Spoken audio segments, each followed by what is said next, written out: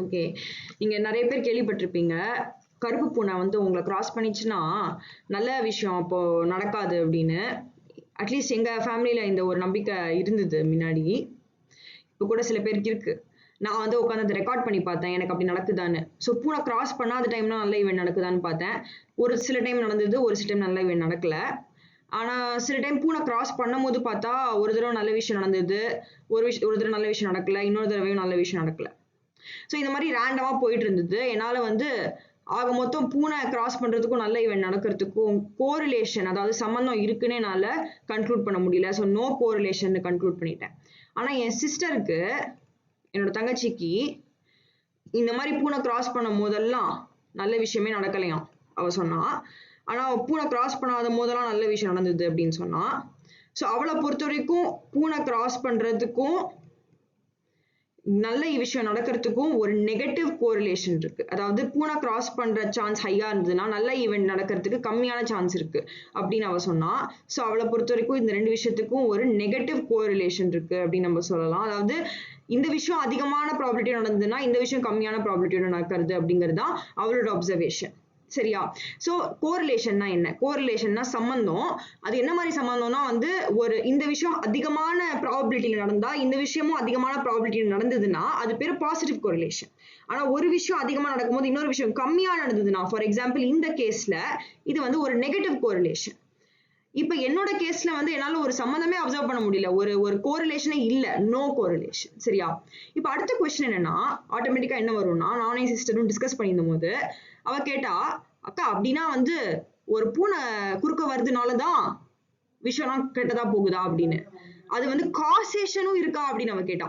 அதாவது பூனை குறுக்க போறதுனால அது வந்து என்னோட விஷயத்தெல்லாம் கெட்டதா போக வைக்குதா அப்படின்னு கேட்டா. அதுக்கு ஆன்சர் கண்டிப்பா நோ. நம்மளால அப்படி சொல்ல முடியாது, கன்க்ளூட் பண்ண முடியாது. ஏன்னா நம்மளுக்கு வந்து எக்ஸாக்ட்லி என்ன நடக்குதுன்னு தெரியல. என்னோட கேஸ்ல வந்து கோரிலேஷனே இல்ல, அவளோட கேஸ்ல வந்து நெகட்டிவ் கோரிலேஷன் இருக்கு. ஆனா வந்து பூனை கிராஸ் பண்ணி குறுக்க போகும்போது நம்ம பிரெயின்ல ஏதாவது கெமிக்கல் ரியாக்ஷன் நடந்து அந்த கெமிக்கல் ரியாக்ஷன்னால அவ மார்க் கம்மியாகுதா, அவ விஷயம்லாம் கெட்டதா போகுதா, சோ தெரியல, நம்மளால சொல்ல முடியாது. சோ பூனை கிராஸ் பண்ணி போகிறதுனாலதான் குட் ஈவென்ட்டோ பேட் ஈவென்ட்டோ நடக்குதுன்னு நம்மளால கன்க்ளூட் பண்ண முடியாது. ஈவன் நெகட்டிவ் கோரிலேஷன் அப்சர்வ் பண்ணா கூட நம்மளால அதை கன்க்ளூட் பண்ண முடியாது. ஓகே, ஸோ இந்த மாதிரி நிறைய சுச்சுவேஷன் நம்ம ரியல் லைஃப்ல நடக்கும்.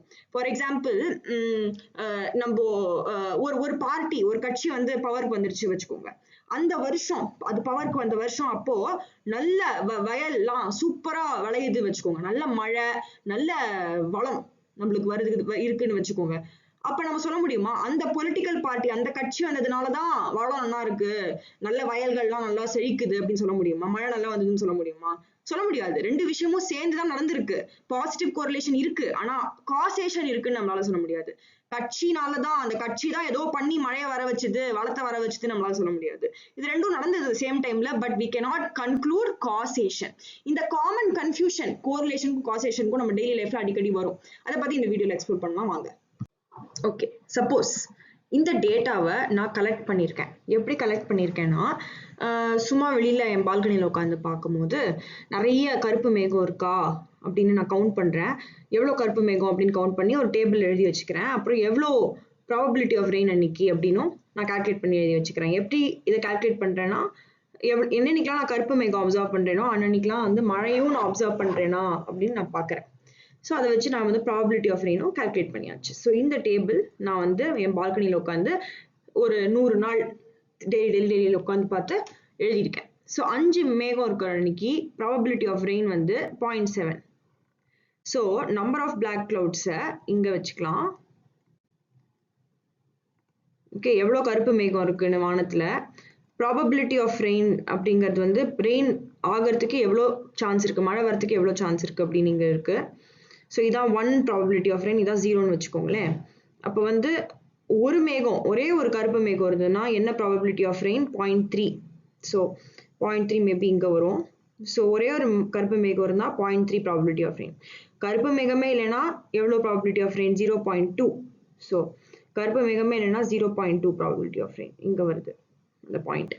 அப்புறம் வந்து 5 கருப்பு மேகம் இருந்ததுன்னா, தட் இஸ் இங்கே 5 பிளாக் கிளவுட்ஸ் இருந்தால் ப்ராபபிலிட்டி ஆஃப் ரெயின் எவ்வளோ? 0.7. 0.7னா கிட்டத்தட்ட இங்கே வரும். ஸோ இந்த பாயிண்ட். அதே மாதிரி 0.9 ப்ராபபிலிட்டி ஆஃப் ரெயின் எப்போ 10 கருப்பு மேகம் இருந்தா. ஸோ 10 பிளாக் கிளவுட்ஸ் இருந்தா ப்ராபபிலிட்டி ஆஃப் ரெயின் வந்து 0.9. இதெல்லாம் நம்ம பிளாட் பண்ணோம்னா ஒரு கிராஃப்ல நம்மளுக்கு வந்து இந்த மாதிரி மேலாக போகிற லைன் கிடைக்குது. ஸோ என்ன அர்த்தம்னா நிறைய கருப்பு மேகம் வானத்துல இருந்ததுன்னா ரெயின் ஆகிறதுக்கும் அதிகமான சான்ஸ் இருக்கு.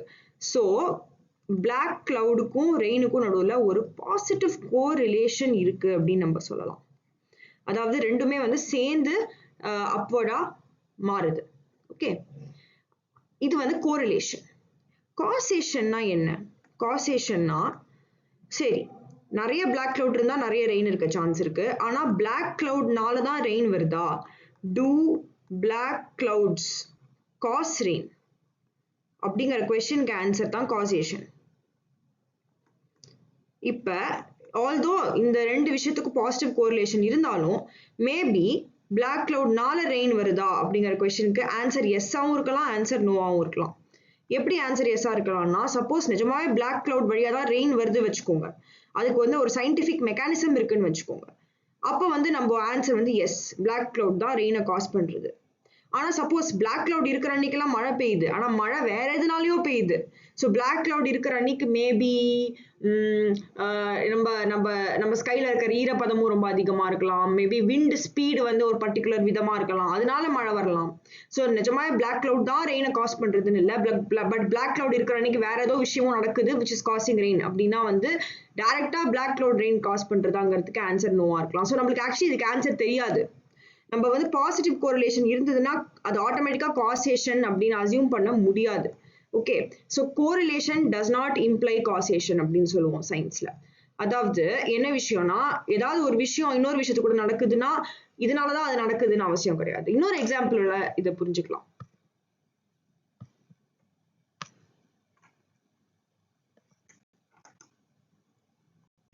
இப்போ இன்னொரு எக்ஸாம்பிள் எடுத்துக்கலாம். ஃபார் எக்ஸாம்பிள், நிறைய பசங்க இருக்காங்க என் கிளாஸ்ல, அவங்க எவ்வளவு நாள் ஆப்சென்ட்டா இருக்காங்க அப்படின்னு நான் கிளாஸிஃபை பண்றேன். ஸோ கிட்டத்தட்ட ஒரு 12 பசங்க 0 days ஆப்சென்ட்டா இருக்காங்க எக்ஸாமுக்கு முன்னாடி. ஒரு 2 பேர் வந்து ஒரு நாள் ஆப்சென்ட்டா இருக்காங்க. ஒரு 5 பேர் 2 நாள் ஆப்சென்ட்டா இருக்காங்க எக்ஸாமுக்கு முன்னாடி. ஆனா வந்து ஒரே ஒரு பையன் மட்டும் 5 நாள் ஆப்சென்ட்டா இருக்கான் எக்ஸாமுக்கு முன்னாடி. இப்போ அவங்க மார்க்கையும் நான் அதுக்கப்புறம் மெஷர் பண்றேன்.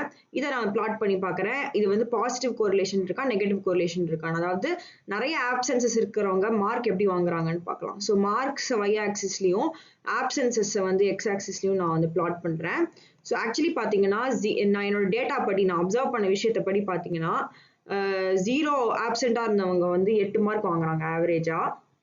ஓகே, இங்க இருக்கு பாயிண்ட். 1 ஆப்சென்டா இருக்கிறவங்க வந்து 7 மார்க் வாங்குறாங்க. இங்க இருக்கு டேட்டா பாயிண்ட். 2 ஆப்சென்டா இருக்கிறவங்க வந்து 6 வாங்குறாங்க. ஸோ இங்க இருக்கு. ஆனா ஒருத்தன் மட்டும் 5 நாள் ஆப்சென்டா இருந்திருக்கான், அவனோட மார்க் வந்து 4 இங்க இருக்கு. ஸோ பாத்தீங்கன்னா வந்து ஸ்ட்ரெயிட் லைன் இல்லைனாலும் ரஃப்லி இது வந்து ஒரு இந்த மாதிரியான ஒரு கர்வு. அதாவது வந்து இந்த டவுன்வர்ட் ஸ்லோப்பிங் கர்வை வந்து நம்ம யூஸ்வலி நெகட்டிவ் கோரிலேஷன் அப்படின்னு சொல்லுவோம். அதாவது நிறைய ஆப்சென்டா இருக்கிறவங்களுக்கு மார்க் கம்மியாகுது. ஓகே, திருப்பி வந்து இது வந்து கோரிலேஷன், நெகட்டிவ் கோரிலேஷன் கண்டிப்பா. பட் இது காசேஷனா அப்படின்னு நம்ம கன்க்ளூட் பண்ண முடியுமா? நீங்களே யோசிச்சு பாருங்க, காசேஷன்னா எப்படி வரும் கொஸ்டின் அப்படின்னு. பாஸ் பண்ணிட்டு யோசிச்சிருப்பீங்கன்னு நான் விரும்புறேன், நினைக்கிறேன். ஸோ என்னன்னா வந்து காசேஷன் கொஸ்டின் என்னன்னு பாத்தீங்கன்னா, do absences reduce marks in exam, reduce exam marks, இதான் வந்து கொஸ்டின். இதை வந்து நம்ம கன்க்ளூட் பண்ண முடியுமா?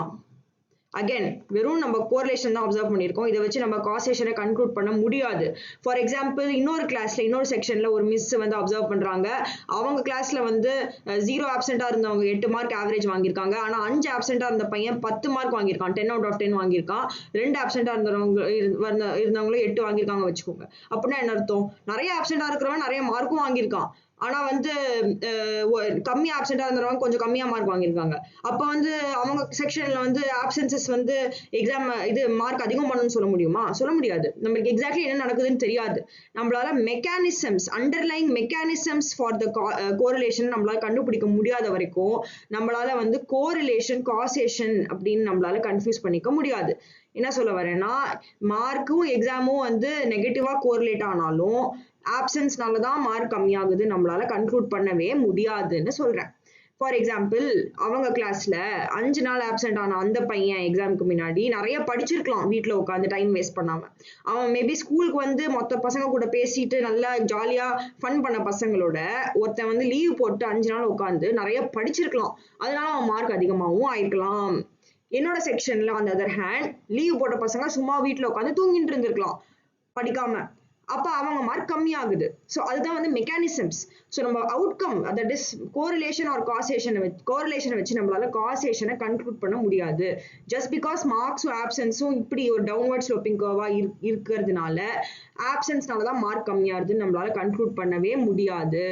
ஓகே, ஸோ என்ன சொல்ல வரேன்னா, நம்ம நிறைய விஷயம் நம்மள சுத்தி பார்க்கும்போது நம்ம நினைப்போம், ஓ இந்த விஷயமும் கூடவே நடக்குது, அதனால இந்த விஷயம் தான் இந்த விஷயத்த காஸ் பண்ணிட்டு அப்படின்னு நினைப்போம். ஆனா தட் இஸ் நாட் ட்ரூ. நம்ம வந்து ஒரு ப்ராப்பர் மெக்கானிசம், ஒரு ப்ராப்பர் எக்ஸ்பிளனேஷன், ஒரு வெரிஃபைடு ப்ரூஃபோட இருக்கிற எக்ஸ்பிளனேஷன் கண்டுபிடிக்காத வரைக்கும் நம்மளால வந்து இதுதான் இதை காஸ் பண்ணிச்சுன்னு கன்க்ளூட் பண்ண முடியாது. ஃபார் எக்ஸாம்பிள், ஒருத்தவங்க வந்து வீட்டுக்கு வந்துட்டு போயிருந்தாங்க வச்சுக்கோங்க, ஒரு டெலிவரி பர்சன். ஓகே, வந்துட்டு போயிருந்தாங்க.